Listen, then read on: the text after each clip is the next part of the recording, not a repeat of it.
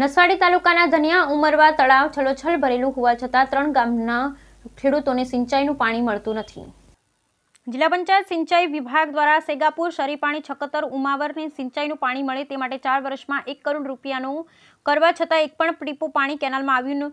સિંચાઈ વિભાગના એન્જિનિયરે કરેલ કામગીરીની તપાસ થવી જોઈએ। છોટાઉદેપુર જિલ્લા પંચાયત સિંચાઈ વિભાગની માલિકીનું નસવાડી તાલુકાનું ધનિયા ઉમરવા તળાવ આવેલું છે।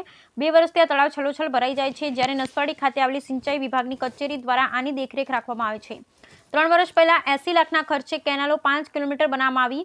ગત વર્ષે તળાવ પર આવેલ કૂવાનું રિનોવેશન તેમજ અન્ય કામગીરી 25 લાખના ખર્ચે કરવામાં આવી, જ્યારે 4 વર્ષમાં 1 કરોડથી વધુના ખર્ચે કરવામાં આવ્યો, પરંતુ 3 ગામનો આજે પણ સિંચાઈનું પાણી મળતું નથી। સરકારે ખેડૂતોના હિત માટે 1 કરોડ રૂપિયા ગ્રાન્ટ ફાળવી અને કામગીરી બતાવવામાં આવી, પરંતુ કેનાલોમાં પાણી ના આવ્યું। જ્યારે આ વિસ્તારમાં સિંચાઈ માટે બીજી કોઈ સુવિધા નથી, જ્યારે બોરના પાણી ખેડૂતો ખેતી કરે છે, પરંતુ પથ્થરવાળી જમીન હોવાથી પાણીની જરૂરિયાત વધારે રહે છે। જ્યારે આ 3 ગામના ખેડૂતોના જણાવ્યા મુજબ હાલ ખેતીમાં સિંચાઈના પાણીની ભારે જરૂરિયાત છે ને આટલો મોટો ખર્ચ કેનાલ રિપેરિંગ અને કુવા રિપેરિંગનો કરવામાં આવે, ત્યારે ઊભા મૂલને પાણીના અત્યંત જરૂરિયાતના સમય સિંચાઈ વિભાગના અધિકારી પૂરતું પાણી ના આપ્યું અને જ્યારે વર્ષોથી કેનાલ બની ત્યારથી આજ દિન સુધી પાણી આવ્યું નથી।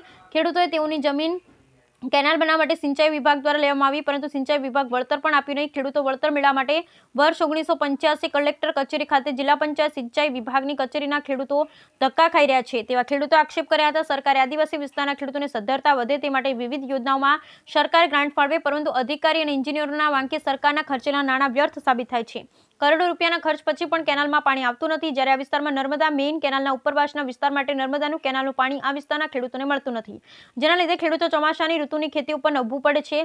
આદિવાસી વિસ્તારમાં જમીન ઓછી છે અને પરિવાર મોટા, તેવા સમય વર્ષમાં 2 પાક ખેડૂત પકવે તો તેઓની સદ્ધરતા જળવાઈ રહે, પરંતુ સિંચાઈના પાણી વગર ખેતી કરવી ભારે કઠિન છે। હાલ તો આ 3 ગામના ખેડૂતો કેનાલમાં પાણીની માંગ કરી રહ્યા છે। સરકારના ઉચ્ચ અધિકારીઓ આ ગામની મુલાકાત લે અને ખેડૂતોને પાણી મળે તેવી વ્યવસ્થા ઊભી કરવામાં આવે તે જરૂરી બન્યું। Bureau report Rehan Patel, Chhota Udepur. સમસ્યા છે ધનિયા ઉમરવા તળાવ એની અંદર એમ કે એવું છે 2 વર્ષથી પાણી ફૂલ ભરાઈને રહેશે, પણ જે તે કહેવાનો મતલબ જનતાને પૂરેપૂરું પાણી મળતું નથી।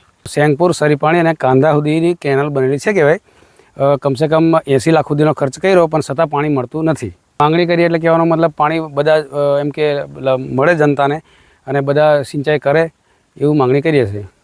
એ બધી ઝાડવી જ છે, ઝાડવા જ છે, બીજું કંઈ નહીં।